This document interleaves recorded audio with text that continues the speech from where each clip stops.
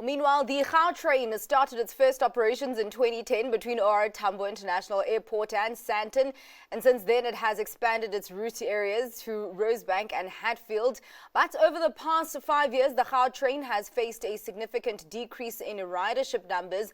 With this, the Gauteng government is set to appoint a new concessionaire to manage operations whilst also coming up with strategies to be more accessible. And joining me now to unpack the conversation is Gautrain CEO Tshepo Kgobe. Thank you so much for your time, Tshepo. Yeah, very, very important discussion to be having at this point because, firstly, nobody can dispute the strategic importance of the Gautrain in Gauteng's public transport system, but its contribution has deteriorated over the years. What story does this tell about Gauteng's public transport landscape? So thank you for having me first and foremost, and I think I love the way you've actually framed the question, because we have to be able to understand the Gauteng transport landscape as a whole. Yeah. And in essence, when you look at it, the numbers pre-COVID were sitting in and around probably about hovering between 55,000 and 60,000 passengers on the Gautrain on a daily basis. And that at that point in time, I think it was 2018, 2019, we're actually looking at adding more rolling stock to the current space that we have. So two things have happened. One is we now have the work from home phenomenon, and which then a lot of people only commute into so the last survey that we did, people go into the office only 3 times a week at most, and most people only do 2 days in the office, and that in itself tells you that we actually have to find different ways of actually making sure that people can commute through everything else. We've just done a recent modeling, so just to be able to declare, as what do they call it, in the last 12 months, I've also been the interim CEO of the Transport Authority, which gave me incredible insight into the modeling of transportation in the whole of the province. And one of the key things that are there is that people don't prefer to travel in the early peak hours. We have peak spreading, which means the peak is spread across the entire day. And when you go on the freeway during the time, you're able to see that people are traveling the entire day rather than it being what we used to have in the morning. So that in itself is has created a bit of a challenge. And then the second bit of it that you have is that there is a difficulty of trying to get out of the suburbs. Okay. In the morning, the congestion has now moved to the area where people are, and people would rather travel later when there's less less traffic on the freeway, and when they're done with the school runs and everything else. So a combination of work from home, the challenges with the infrastructure, the road infrastructure within the suburbs, and different other factors have caused us to be able to slow down to a great degree. But it also pointed out to us that we have a different demographic traveling. We no more have the probably middle to upper middle class traveling on the system, but we have the young professional who wants a reliable and safe system that can get him into the city center. And we actually have to be able to be in tune with that market rather than the market that the Gautrain was actually put up for. It's quite interesting that you talk about all these factors, work from home. I mean, obviously, besides COVID now, there's work from home dynamics, but also demographic shifts. And you talk about how people are looking for a reliable system that will get them to the places that they need to get to safely. Have you dissected what commuters are looking for in terms of cost, accessibility and security then, and try to figure out ways on how to accommodate that? No, thank you. And when you look at that question in particular, we actually have just done our customer survey, and that customer survey showed that on safety they rate us extremely high. So to them that has become a hygienic factor more than anything else. It's things that fall into the background. They expect it out of us anyway, rather than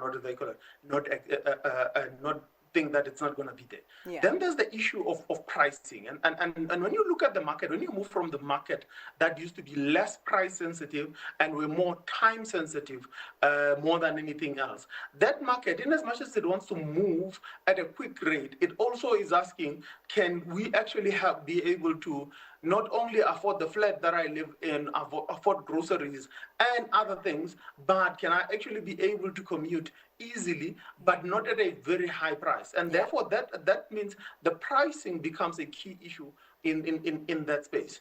The market is also looking for convenience. And when you're looking at convenience, you might have seen that some of our stations are starting to have, amenities such as a driver's license and testing center. And that is the part of the long-term rollout, making sure that there are coffee shops and there are other amenities that people can access at a station. And it's about us rethinking transport less as a utility and more as a lifestyle product. And that will become more prominent as we go in the next few years. It's only the start of it now, but we need to be able to make sure that we are ahead of the curve. And I'm wondering, because obviously because it's part of the greater transport ecosystem, and you do have your stations sometimes maybe a little bit far from where people live, even though it would be in the center of the area, where you'd find, for example, people having to take an Uber or their own cars to the Gautrain stations. Are there conversations that you are having or could be had with other organs of the public transport ecosystem? Yes, we are having those conversations. And in actual fact, the long-term discussions that we're having is a deeper integration of the house into other systems. And that in itself, it doesn't go only with what you mean, which is modal integration. There's also the physical integration.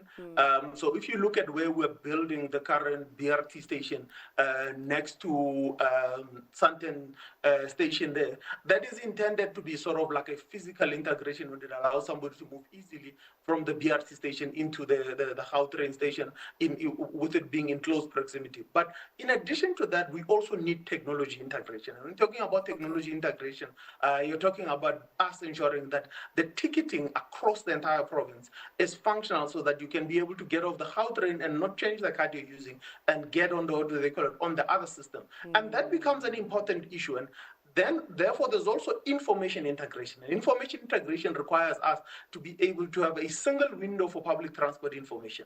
And that we have been tasked as the agency to be able to be the leading partner for the province on making sure that physical, modal, and technology and information integration occurs. All right. And just lastly, as we wrap up the conversation, of course, for all of this to happen, there needs to be a significant financial muscle. So in terms of the investment then that does need to be made into all these things that we're talking about, integration, technology, the actual physical expansion, what level then of financial room is available to the Gautrain? So incredibly so, one of the things that we tend to forget when we look at the Gautrain is that it's now a paid-off asset, a 45 billion rand asset that is paid off. And at this point in time, we're no more paying loans, both on the concessionaire side and the province's side. And as we go into the next concession, it gives us headroom for us to be able to then redeploy some of that cash that was used as part of the subsidy, to actually enable changes and technology advancements overall. So there's a bit of headroom, and not that much of it, but it's one that allows us to be able to do rapid expansions. All right. Well, thank you so much for your time and for your insights. Really needed to hear from you on this very important conversation. Of course, looking forward to all the developments that you undergo on the expansion of the Gautrain. That was the Gautrain CEO Tshepo Kgobe.